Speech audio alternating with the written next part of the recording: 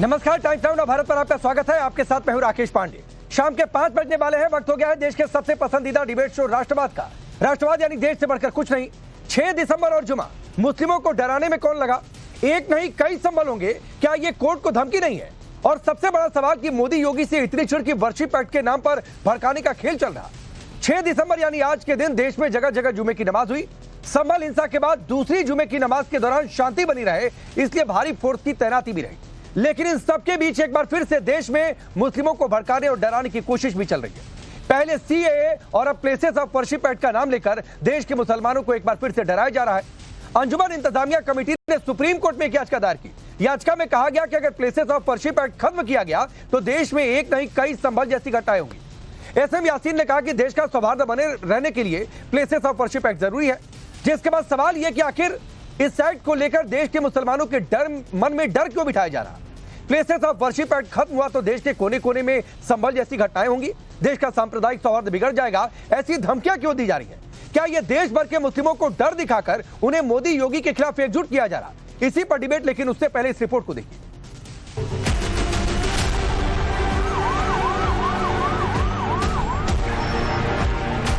सांप्रदायिक सौहार्द के लिए और देश को आगे ले जाने के लिए बहुत जरूरी है कि इस एक्ट को लागू किया जाए। मुझे प्रूफ करने का मौका भी नहीं देंगे, और अगर मैं प्रूफ करने के लिए कोर्ट जाऊंगा तो कम्युनल हार्मनी बिगड़ जाएगी। इससे ज्यादा बड़ी धमकी नहीं हो सकती है।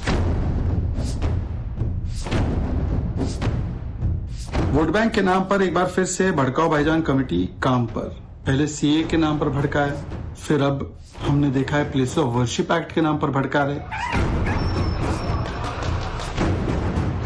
तारीख 6 दिसंबर, जुमे का दिन। आज यूपी का चप्पा चप्पा चौकस दिखा।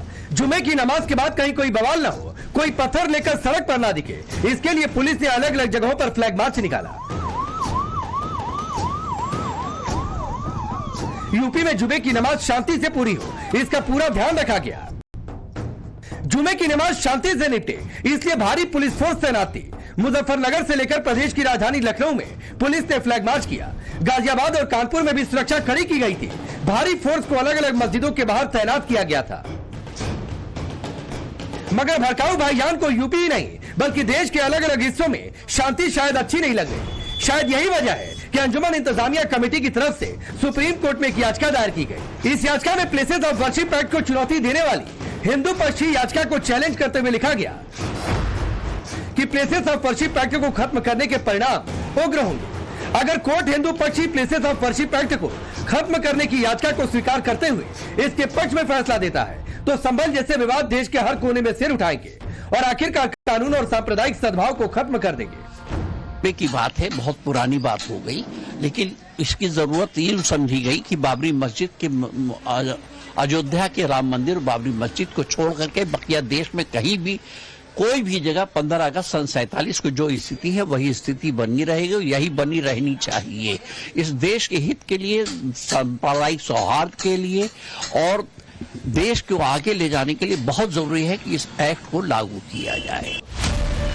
अंजुमन इंतजामिया कमेटी की तरफ से अब यह डर दिखाया जा रहा, धमकी दी जा रही कि अगर प्लेसेस ऑफ वर्शिप एक्ट को खत्म किया गया तो देश में जगह जगह दंगे होंगे, संभल जैसी हिंसा होगी। इसका जवाब हिंदू पक्ष के वकील विष्णु शंकर जैन ने दिया। संभल में भी सर्वे हुआ है और बाकी जगहों पे मुकदमे चल रहे हैं। तो जो बीजा मंडल या जितने ऐसी जगह है जो हमारे मंदिर परिसर थे उसको जबरन कब्जा करके एक मस्जिद का रूप देने की कोशिश की जा रही है। इस देश के सेकुलर फैब्रिक को डिस्ट्रॉय करने की कोशिश की जा रही है। लोगों के राइट टू रिलीजन को डिस्ट्रॉय करने की कोशिश की जा रही है। और इन सब डिस्ट्रक्शन के बीच में सहारा लिया जा रहा है इस काले कानून का, प्लेसेस ऑफ वर्शिप एक्ट 1991 का। तो सवाल यह है, सबसे बेसिक अधिकार है कि अगर कोई आदमी कोर्ट जाना चाहता है तो आप उसको कैसे रोक सकते हैं, और कोर्ट में अपनी बात एविडेंस और तर्क के आधार पर रखेगा। और सबसे बड़ी बात यह है कि जो हिंदू शास्त्रिक नियम है, once a temple always a temple, कि एक बार अगर किसी जगह मंदिर की स्थापना हो जाती है तो समय के अंत तक रहती है। तो आप मुझे प्रूफ करने का मौका भी नहीं देंगे, और अगर मैं प्रूफ करने के लिए कोर्ट जाऊंगा तो कम्युनल हार्मनी बिगड़ जाएगी। इससे ज्यादा बड़ी धमकी नहीं हो सकती। अंजुमन इंतजामिया कमेटी की सुप्रीम कोर्ट में दाखिल इस याचिका के बाद कुछ गंभीर सवाल है। सवाल कि क्या मुस्लिमों को प्लेसेस ऑफ वर्शिप एक्ट के नाम पर डराया जा रहा? क्या देश में मुस्लिमों को भड़काने और माहौल खराब करने की साजिश हो रही? क्या सांप्रदायिक सौहार्द बिगड़ने का डर दिखाकर अदालतों पर दबाव बनाने की कोशिश हो रही? बाबर का सच सामने आ रहा तो इतनी बेचैनी क्यों?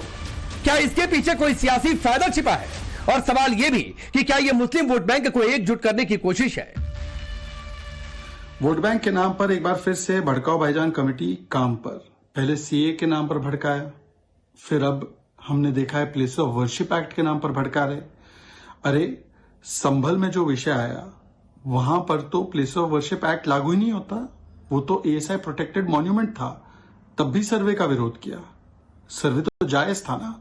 और इसी एक्ट के तहत जब सुप्रीम कोर्ट ने कहा कि जो धार्मिक कैरेक्टर है, रिलीजियस कैरेक्टर है, उसको डिटरमिन किया जा सकता है, तो उसका विरोध क्यों किया जाता है? उसके विषय पर भी भड़काने की और बहकाने की कोशिश की जाती है। मेरा बड़ा सीधा कहना है इस पर कि 1991 एक्ट अभी इंटैक्ट, इंडियन वर्शिप एक्ट, उसको न सुप्रीम कोर्ट ने और न पार्लियामेंट ने बदला है। तो ऐसे हालात में 15 अगस्त 1947 की स्थिति हर जगह बहाल होनी चाहिए।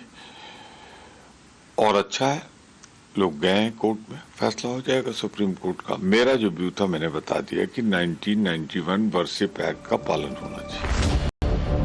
सवाल यह भी कि प्लेसेस ऑफ वर्शिप एक्ट पर हिंदू पक्ष की याचिका से मुस्लिम पक्ष इतना बौखला क्यों गया? क्यों इसको लेकर कहा जा रहा कि अगर एक्ट खत्म हो गया तो देश के कोने कोने में संभल जैसी हिंसाएं होंगी? क्या भड़काऊ मौलाना की ये छटपटाहट इसलिए दिख रही कि सीएम योगी ने संभल हिंसा में शामिल पत्थरबाजों के अंदर बाबर का डीएनए होने की बात कही थी? 500 वर्ष पहले बाबर के एक सिपह सालार ने जो काम अयोध्या में किया था, जो काम संभल में किया था, और जो काम आज बांग्लादेश के अंदर हो रहा है, तीनों की प्रकृति, तीनों का डीएनए एक जैसा है। गलतफहमी में मत रहना। अगर कोई ये मानता है कि वो बांग्लादेश में हो रहा है, तो यहां भी बांटने वाले तत्व उनके लिए बेट बन करके खड़े हो रखे हैं, पहले से खड़े हैं। वे समाज के सामाजिक ताने बाने को छिन्न भिन्न कर रहे हैं, सामाजिक एकता को तोड़ करके, आपको बांट करके फिर काटने का और कटवाने का पूरा इंतजाम भी कर रहे हैं। ये बांटने वाले लोग, बहुत सारे लोग तो ऐसे हैं जिन्होंने दुनिया के तमाम देशों में प्रॉपर्टी खरीद करके रखी हुई है, यहां संकट आएगा वहां भाग जाएंगे। सीएम योगी ने संभल की बात की, बांग्लादेश की बात की, बाबर के डीएनए की बात की।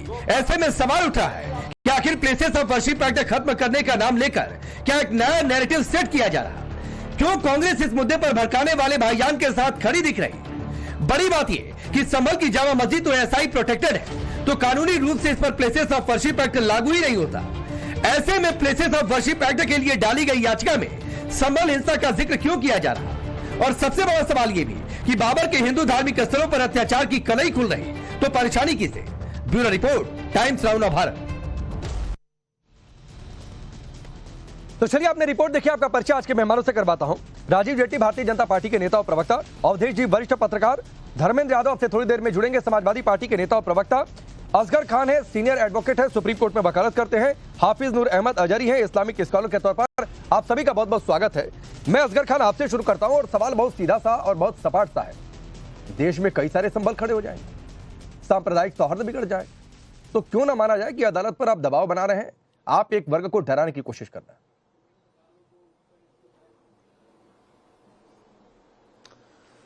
राकेश भाई, सवाल ये है कि सबसे पहले हमारे लिए हमारा मुल्क है, उसकी तरक्की कैसे हो, उसमें बेहतरी कैसे हो, उसमें से खराबियां खत्म कैसे हो, हमारी आपस की नाराजगी खत्म कैसे हो, हम जैसे भाई भाई जिसके लिए कहा गया था हिंदुस्तान के लिए कि सारे जहां से अच्छा हिंदुस्तान हमारा, वो हिंदुस्तान वापस लौट कर कैसे आए, इस बातों पे हमें सोचना चाहिए।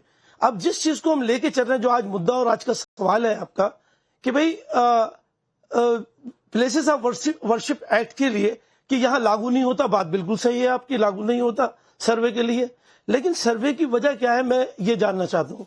जो हमारे पैनलिस्ट इस बात को कहते हैं कि वर्शिप एक्ट नहीं रहना चाहिए या सर्वे ठीक है, तो वो सिर्फ एक मुझे कोई 2-3 वजहें बता दें, चलिए एक ही वजह बता दें। नहीं, मैं सर्वे होना चाहिए नहीं होना चाहिए उस पर जा ही नहीं रहा हूं अफजल खान। उसमें वर्षिप मेरा ये अभी का सवाल ही नहीं है। पिछले दिनों में कई बार इस पर चर्चा हो चुकी है कि सर्वे होना चाहिए नहीं होना चाहिए, अदालत का आदेश क्या, उसमें कोई खामी है तो हाई कोर्ट में जाइए। नहीं, मेरा सवाल सुन लीजिए, मेरा काउंटर क्वेश्चन सुनिए अफजल खान। नहीं, मेरा काउंटर क्वेश्चन सुनिए। नहीं, मेरा काउंटर क्वेश्चन कुछ और। नहीं, मेरा सवाल कुछ और था। आज मैं उस पर नहीं, मैं 4 दिन पुरानी डिबेट करने नहीं बैठा हूं। असगर खान, पहली बात आपने कहा गया था भाई आज भी है सारे जहां से अच्छा हिंदुस्तान हमारा, किसी को गलतफहमी होगी तो गलतफहमी अपने मन में रहे, तो कल भी था आज भी है और कल भी रहेगा। नंबर 1 बात। दूसरी बात है असगर खान नहीं कि मेरा सवाल यह है कि कौन खड़ा करेगा संभाल, जहर उगलने की और नहीं कौन खड़ा करेगा संभाल। आप अदालत में एक याचिका, आपके मन में कुछ बातें जाइए दायर करिए, कोई दिक्कत नहीं है। हिंदू पक्ष की याचिका आई, मुस्लिम पक्ष ने भी याचिका दायर की, लेकिन आप कहेंगे संभल खड़ा हो जाएगा, तो ये डराने वाली बात, दबाव बनाने वाली बात क्यों नहीं मानी जाए? देखिए, ये तो बात आपकी बिल्कुल 100% सही है कि कहीं भी कोर्ट जाना हमारा फंडामेंटल राइट है, हम जा सकते हैं, 100% जा सकते हैं। लेकिन फिर मैं उसी बात को कहना चाह रहा हूं कि भाई क्यों ऐसी चीजें खड़ी कर रहे हैं आप वहां से। मुझे एक बात बताइए, असगर खान आप वकील है ना, जिसकी आप जिक्र कर रहे हैं, असगर खान आप वकील है ना, संभल का सर्वे कोर्ट के आदेश पर हुआ ना, किसी गली मोहल्ले में बैठकर 4 लोगों ने तय तो कर नहीं लिया कि सर्वे होने का है। अरे भाई, अयोध्या में भी जो हुआ वो कोर्ट के आदेश पर हुआ, लेकिन आपको ये मानने में क्या दिक्कत आ रही है भाई? सुन तो लीजिए, अरे भाई सुन तो लीजिए, अरे सुन तो लीजिए भाई, सुन तो लीजिए। मुझे बताइए, मेरे जो साथी यहाँ बैठे कोई एक वजह बताते हैं कि उसमें एक्स पार्टी ऑर्डर होने की क्या जरूरत है, कौन सी फिर वही बात है। कौन से ऐसे मैं असगर खान फिर कह रहा हूँ, मैं 4 दिन पुरानी डिबेट करने नहीं बैठा हूँ। आपको एक्स पार्टी ऑर्डर से दिक्कत है, आप वकील हैं असगर खान, आपको पता होगा हमसे मुझसे बेहतर कि देश में कितने एक्स पार्टी ऑर्डर रोज हो जा रहे हैं, तो उसको जाकर चैलेंज किया जाता है। संभल जैसी इंसान पसंद नहीं बरसाए जाते हैं। चले गए, नहीं चैलेंज किया गया है, उसको जस्टिफाई कर दिया, चैलेंज किया, सुप्रीम कोर्ट ने जस्टिफाई कर दिया। संभल इसलिए बन रहा है कि उस ऑर्डर में कहीं नहीं लिखा है कि वो नारे लगाते हुए वकील साहब। अरे भाई फिर वही बात है असगर खान, आप वकालत की बातें छोड़कर, उसके दांव पेच की बातें छोड़कर आप बाकी सारी बातें कर लेते हैं। राजीव जेटली मेरा बड़ा सीधा सा सवाल है जिससे असगर खान भाग रहे हैं कि भाई याचिका में कहेंगे कि संभल खड़ा हो जाएगा, सुप्रीम कोर्ट पहुंच रहे हैं कहेंगे संभल खड़ा हो जाएगा, माहौल खराब हो जाएगा, सांप्रदायिक सौहार्द बिगड़ जाएगा। ये वकील की भाषा होती है क्या? नहीं राकेश भाई, इनकी बात से एक बात का अंदाजा तो कोई भी लगा सकता है और आपके जो व्यूअर हैं वो आराम से लगा लेंगे। ये कहते हैं कि तुम सच्चाई मत जानिए, जो 1991 के एक्ट में जो लिखा है उसको पढ़ने के बाद उसके हिसाब से अपनी आंखें बंद कर लीजिए। सुप्रीम कोर्ट का भी तो यही कहना है, उनका भी यही कहना है कि अगर किसी तरीके का सर्वे होता है तो उससे कोई भावनाएं नहीं भड़कती हैं। तो आप अगर दूध का दूध पानी का पानी करना है, अरे भाई हो सकता है कि वो मस्जिद हो सकता है कि वो मंदिर हो सकता है उनके अंदर मंदिर के मूर्तियां मिले, कोई ऐसे अवशेष मिले जिनसे हम ये अंदाजा लगा सके। अगर इस तरीके के सर्वे होते हैं तो इसमें आपको किस तरीके से दिक्कत आती है? ये देश हमारा, इस देश के अंदर पूजा हम करते हैं, आप भी करते हैं तो किसी वक्त, वो अलग बात है कि बाद में थोड़े परिवर्तन हुए तो आपने अपनी आस्था का केंद्र बदल दिया। मुद्दा ये है कि इसमें पूजा आपने भी करी और हमने भी करी, और जब हमने करी तो क्या जानने का अधिकार नहीं है हमें कि किस तरीके से हमारे पूर्वज किन जगहों पर पूजते आए थे? क्या अधिकार नहीं है? और वो भी कानूनी रूप से। हम तो कानूनी रूप से बात कर रहे हैं ना, कि कानूनी रूप से अगर कोई व्यक्ति जाता है या कोई किसी को लगता है कि मैं सुप्रीम कोर्ट में अपनी बात रखूं और सुप्रीम कोर्ट इसका निर्णय लेता है तो ये अधिकार मेरे पास होना चाहिए। तो आप अधिकार भी छीनना चाहते हैं, आस्था आप छीन चुके हैं, जो हमारे आस्था के केंद्र थे वो छीन चुके हैं। ये इसका राजीव भाई कुछ असगर खान आपसे कहना चाह रहे हैं, जरा सुन लीजिए फिर रिप्लाई कर दीजिएगा। मैं यही बात बोल रहा हूं कि इसके सबूत बार बार आपको मिलते चले जा रहे हैं। अगर आप जितना हमसे झगड़ेंगे असगर साहब, उतना ये बात प्रतीत होगी और सामने आएगी जनता के कि आप ये कह रहे हैं कि इस देश की बड़ी जनसंख्या, और आपको मिला करके बोल रहा हूं मैं, ये बात आपको मिला करके बोल रहा हूं, हम सब लोगों की आस्था का जो केंद्र था उसको कैसे नष्ट किया गया, उसके बाद कैसे आपकी राजीव जी एक बार सुन लीजिए असगर खान को, एक बार सुन लीजिए, कुछ कहना चाह रहे हैं आपसे, कुछ कहना चाह रहे हैं, सुन लीजिए फिर रिप्लाई कर दीजिए। बोलिए असगर भाई। राजीव भाई छोड़ देंगे क्या? हम नहीं जानना राजीव भाई कि हमारे राजीव भाई प्रकट करी, राजीव भाई हमारे प्राचीन मंदिर थे, अरे राजीव भाई सुन लीजिए, महत्व रखते राजीव, अरे राजीव भाई नहीं है। और ये जानने का अधिकार तो इस देश की राजीव पूरी भाई, जनता को सुनेंगे है। नहीं तो कैसे और होगा? ये मुझे लगता है ये आपको भी जानना चाहिए। राजीव जी हमारे पूर्वज अरे भाई, कहाँ? जानने का राजीव जी, अधिकार है। राजीव जी एक बार सुन लीजिए, आपको आवाज आ रही है, एक बार सुनिए असगर खान को, एक बार सुनिए कुछ कह रहे हैं आपसे, सुनिए। चलना चाहिए कि मेरी आस्था जब परिवर्तित हुई तो आप- उससे पहले जो आप हमारे राजीव पूर्वज भाई- माथा टेकते थे वो अरे- कहाँ टेकते थे? ये जानकारी तो आपके पास भी होनी चाहिए और कानूनी रूप से हो रहा है। ठीक है अरे इसमें भाई, अगर आप इस राज- तरीके से अरे राजीव पत्थरबाजी भाई- करेंगे, इस तरीके से राजीव जी आवाज आ रही है आपको? तो कम से कम यही है ना कि हम अरे अपने राजीव जी आवाज आ रही है आपको? पूर्वजों को भी भूल जाए। राजीव जी आवाज आ रही है? अरे एक बार राजीव सुनिए भाई, असगर खान सुन कुछ तो- कह रहे हैं, सुनिए। राजीव भाई, हम पत्थरबाजों की बात नहीं कर रहे हैं जिनको आप प्लांटेड करते हैं हर उसमें, उसकी हम बात नहीं कर रहे हैं। उनको छोड़ दिए, वो कानून अलग देखेगा उन्हें। जहां आस्था की बात कर रहे हैं ना, देखिए जब आप कानूनी और वकील की बात करते हैं तो फिर आस्था की गुंजाइश नहीं है कानून में। फिर भी हिंदुस्तान के तमाम लोगों ने, हिंदुओं ने, मुसलमानों ने, खासकर मुसलमानों ने जब कहा सुप्रीम कोर्ट ने कि हम इस फैसले को बाबरी मस्जिद की आस्था पे कर रहे हैं, इबादत आप भी करते हैं अल्लाह की, हम भी करते हैं, हम सब करते हैं अल्लाह की इबादत, जब उस जगह के लिए कहा गया, सुप्रीम कोर्ट ने कहा, हिंदुस्तान की सबसे बड़ी अदालत ने, कि यहाँ कोई, और सर्वे ने कहा कि यहाँ कोई मंदिर नहीं था, फिर भी सुप्रीम कोर्ट ने हम आस्था पे इस फैसले को कर रहे हैं, सबने माना और उसके आगे नहीं, नहीं, नहीं, बाकी था। असगर भाई उसके आगे आगे तय एक करके, step बाकी था। राजीव जी एक रिप्लाई करके फिर मैं आगे बढ़ूंगा। जा सकते ये तो आपने नई थे, बात जा छेड़ सकते दी। थे। मैं इमाम अरे साहब मंदिर ही सुन नहीं लीजिए, था। पूरी ये नई बात पूरी छेड़ दी। सुन लीजिए, मतलब बाबरी पूरी बात सुन शहीद लीजिए। हुई, आगे ना उसी बात पे। हाँ, अरे असगर साहब, आप देखिए बाबरी ना। शहीद हुई, मंदिर अरे था भाई, नहीं। अब तो वही अरे बात भाई, करने उसी लग पड़े। बात पे जो सच्चा, अरे अच्छा मैं सच्चाई आगे से- बढ़ रहा हूँ, रुक जाइए, आप मैं आगे बढ़ सच्चाई से रहा भागते हूँ, क्यों मैं हैं? आगे बढ़ रहा हूँ। आप आजारी भाई सच्चाई से- रुकिए रुकिए, आजारी जी, आजारी जी, सच्चाई को क्यों छुपा- आजारी जी, संभल रिपीट हो जाएगा, सौहार्द बिगड़ जाएगा, मतलब हिंदू पक्ष कोठी ना जाए। संभल रिपीट हो जाएगा, ये कहाँ की बात है? ये तो भाजपा चाहती है पूरा देश संभल हो जाए ताकि उसको इसका फायदा मिले। अरे याचिका में कहा गया आजारी जी बड़ी कि संभल जैसे हाँ, कई हादसे हो मैं- जाएंगे।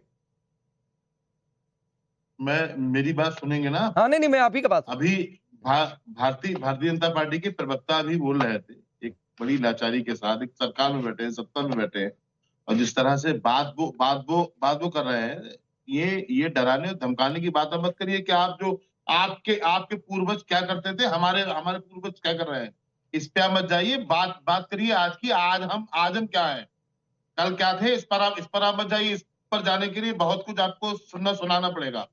मेरी आपसे अपील यह है कि देश को देशी रहने दे, जैसे आपसी भाईचारा था, बहुत आपने तोड़ लिया। देश आप कहां से कहां ले आए। संभल में ही आप देखिए, जब तक डीएम-एसपी वहां पर बने रहेंगे, जब तक कमिश्नर साहब रहेंगे, अच्छा आजारी, जब तक सीओ साहब आजारी जी मुझे एक सवाल का जवाब दीजिए।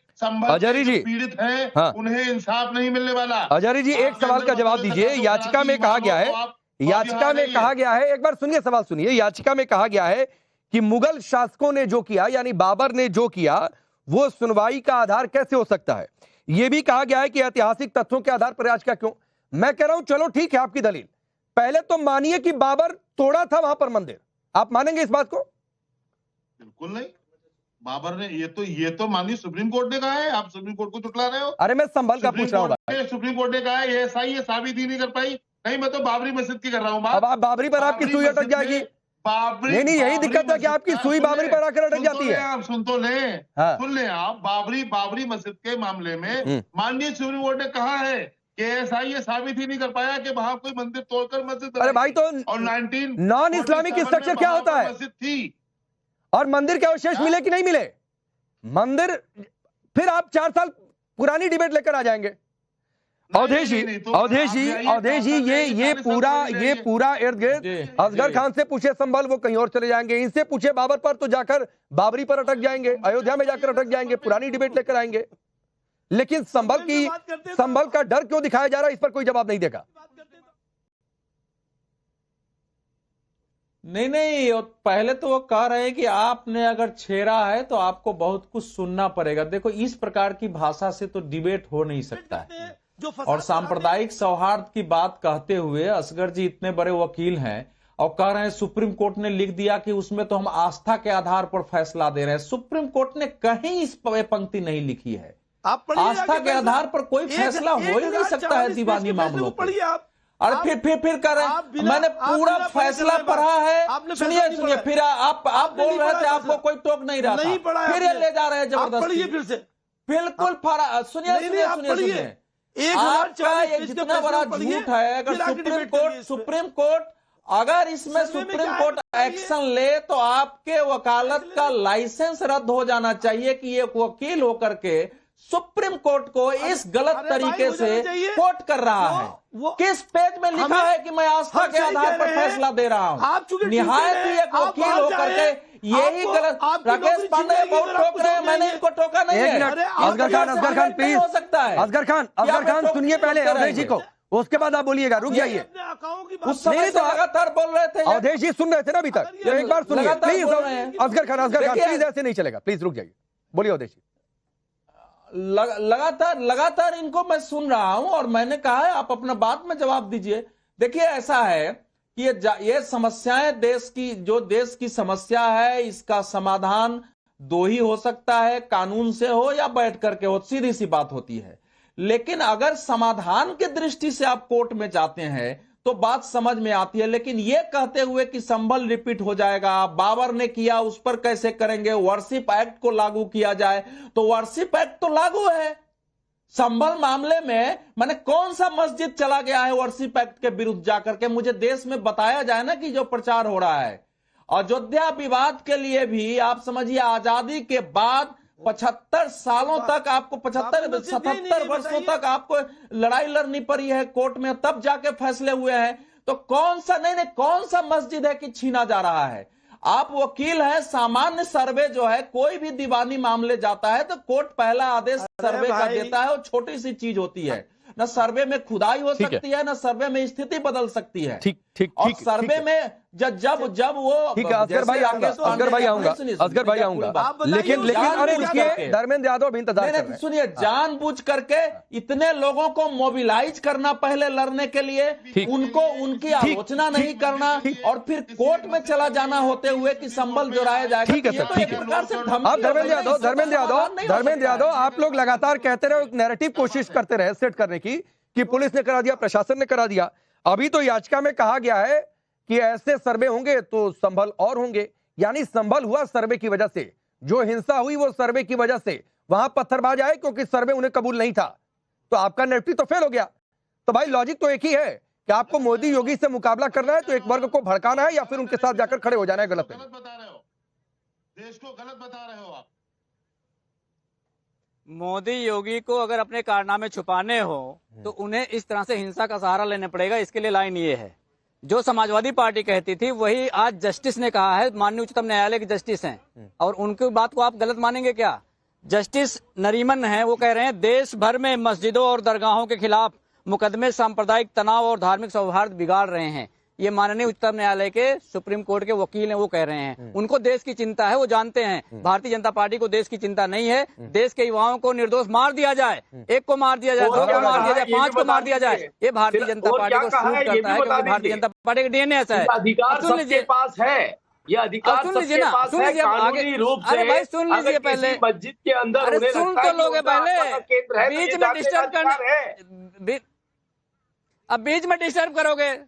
जब तर्क नहीं आता है तो आदमी इस तरह की उलझुल हरकत करने लगता है, दूसरे टर्न में बोलने लगता है।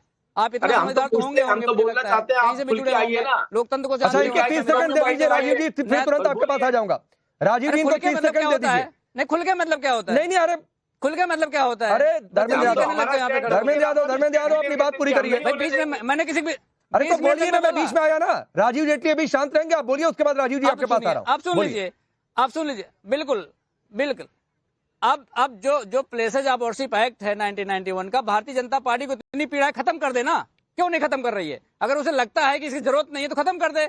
जब किसी भी धार्मिक स्थल का मूल चरित्र नहीं बदला जा सकता है, 1947 धर्मेंद्र यादव पहले वाला, भाई धर्मेंद्र भाई, वो मंदिर हो, आप लोग हर आदमी 3-4 दिन पुरानी डिबेट करना चाहता है। ये बार बात हो चुकी है, Sai protected monument worship act में नहीं कवर होता है। आप वहीं पर जाकर अटक जाएंगे कि वर्शिप एक्ट लागू होता है, नहीं लागू होता है। भाई संभल में लागू ही नहीं होता है। मैं आपसे सवाल कुछ पूछ रहा हूं, आप जवाब कुछ दे रहे हैं। संभल रिपीट हो जाएगा, ये कहा गया ना याचिका में, पूछे शक जताया गया ना। पूरे कैरेक्टर बदलने की तैयारी कर रहे हैं, बता रहे हैं। ये तो जस्टिस ने भी कह दिया भाई, ये तो जस्टिस अरे जस्टिस ने ये भी कहा है कि सर्वे से नहीं रोक सकते ने कह दिया है, हैं, वर्षिप एक्ट सर्वे को नहीं रोकता है। क्या नेचर है, ये जानने का अधिकार हो सकता है। सर्वे रोका किसने? सर्वे हुआ नहीं था क्या? आज पहले दिन सर्वे तो नहीं कहीं ऑर्डर में लिखा था कि एक ही बार सर्वे होगा था कि नहीं हुआ था? नहीं, ऑर्डर में लिखा था कि एक ही बार सर्वे होगा। विधायक ने कराया था, 29 तारीख तक रिपोर्ट सबमिट करने के लिए कहा गया था। अब एक बार में सर्वे होता है, 2 बार में होता है, 3 बार होता है, ये सर्वे करने वाली टीम देखेगी।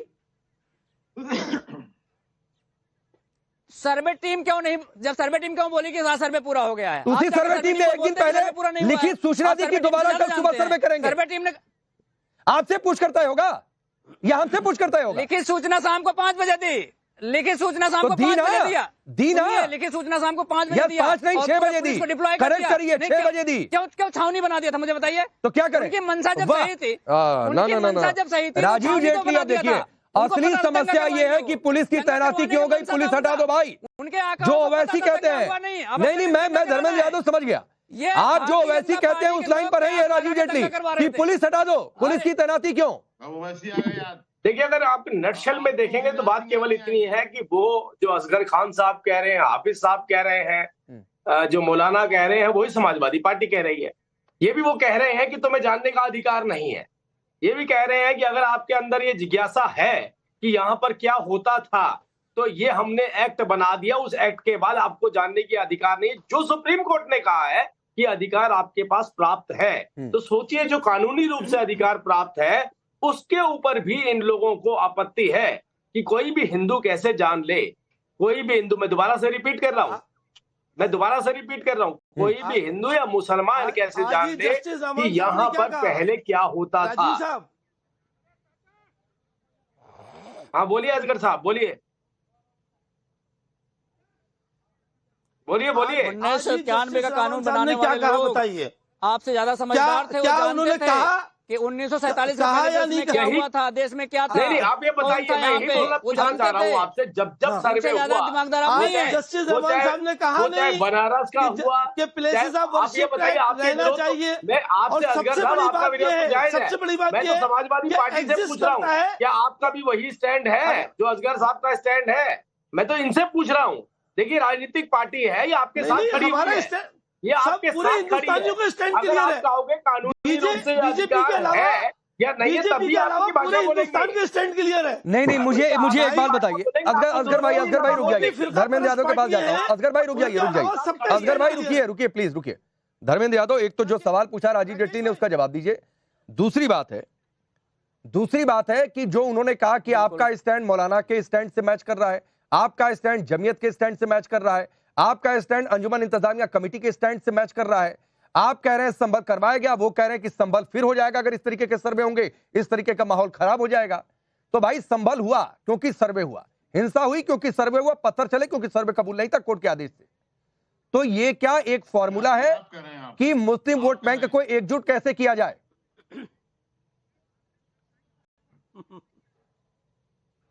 संभल हुआ क्योंकि भारतीय जनता पार्टी को दंगा करवाना था।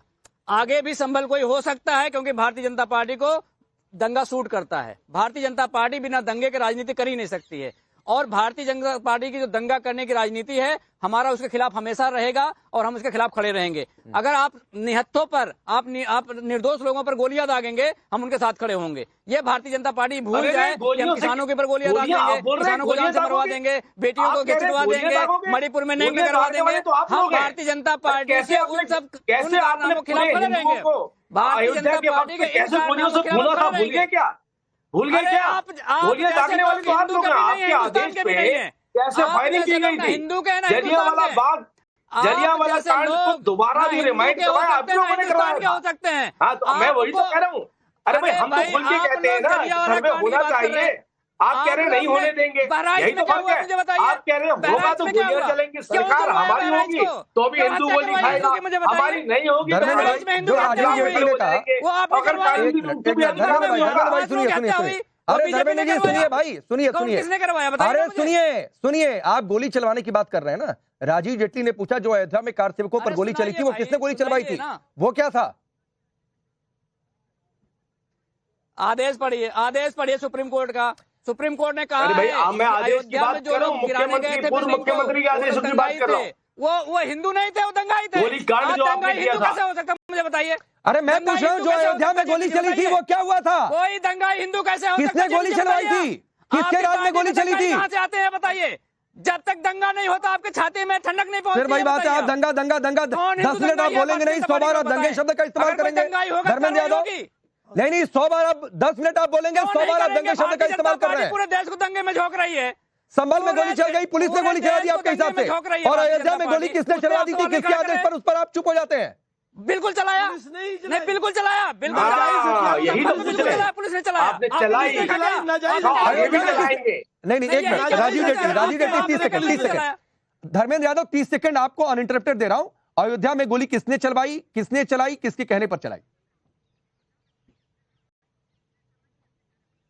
माननीय उच्चतम न्यायालय के आदेश का अनुपालन करना था। अच्छा। इसलिए वहाँ गोली चलाई गई। और माननीय उच्चतम न्यायालय ने यह भी कहा कि जिन पे गोली चलाई गई नहीं, आप आदेश दिखाइए, भाजपाई है, आदेश दिखाइए। नहीं धर्मेंद्र यादव, धर्मेंद्र यादव मैं आपको चैलेंज करता हूँ, धर्मेंद्र यादव आपको चैलेंज करता हूँ, आदेश दिखाइए सुप्रीम कोर्ट का तब का जब कहा था कि गोली चला दो। आप चैलेंज ही करते रहो। सुप्रीम कोर्ट ने आदेश दिया था गोली चलाने का, जाके पूरा देश आदेश दिया था सुप्रीम कोर्ट ने। राजीव जेटली ने पढ़ा है, अरुण जेटली ने पढ़ा है। मैं तो इनको राजीव जेटली ये कह रहे हैं सुप्रीम कोर्ट ने आदेश दिया था गोली चलाने। कानून व्यवस्था बनानी है तो भी गोली यही चलाएंगे, और खराब करनी तो भी गोली यही चलाएंगे। मतलब गोली चलाने का अधिकार इन्हीं के पास है।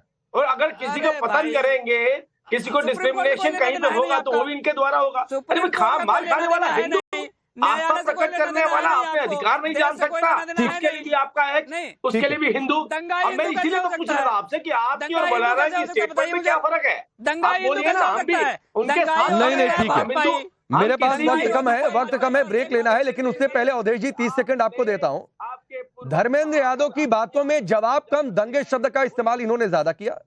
सुप्रीम कोर्ट को कोर्ट करके कह रहे हैं कि सुप्रीम कोर्ट ने कहा था गोली चला दो। सुप्रीम कोर्ट ने इनको कहा था गोली चला दो। नहीं अब तो सवाल यह है कि सुप्रीम कोर्ट का जब वकील गलत कर रहे हैं, अब समाजवादी पार्टी की भाषा इस समय, और देश में जो फंडामेंटलिस्ट फोर्सेस हैं, मैं आम मुसलमानों की बात नहीं कर रहा हूं, ये दोनों जो मुस्लिम पक्ष है कट्टरपंथी, उनकी भाषा बिल्कुल एक है इस देश में, और इस धमकी से और लोगों की उत्तेजना बढ़ रही है। और नहीं सुनिए, सारे मस्जिद, ज्यादातर मस्जिद जो बने हैं वो मंदिरों के अवशेष पर बने, ऐतिहासिक प्रमाण मौजूद है। हालांकि मैं भी मानता हूं कि इस ढंग से अगर एक एक याचिका जाएगी तो देश में समस्या पैदा होगी, लेकिन जब आप ठीक है आपको रोकता हूं, कुल मिलाकर बात इतनी है कि याचिका दायर करनी है, दायर करिए, अदालत को फैसला करने दीजिए, लेकिन उसमें भड़काऊ बातें, उकसाने वाली बातें, इस तरीके के शब्दों का इस्तेमाल ठीक नहीं है। और धर्मेंद्र जी, जितना आपने बोला नहीं, एक बार जाकर क्लिपिंग सुनिएगा। आपने जवाब कम दिया, बातें कम रखी, अपना एजेंडा कम रखा, आपने दंगे शब्द का इस्तेमाल ज्यादा किया। तो सर, इस तरीके के शब्दों से बचा करिए। आप सबका बहुत बहुत शुक्रिया।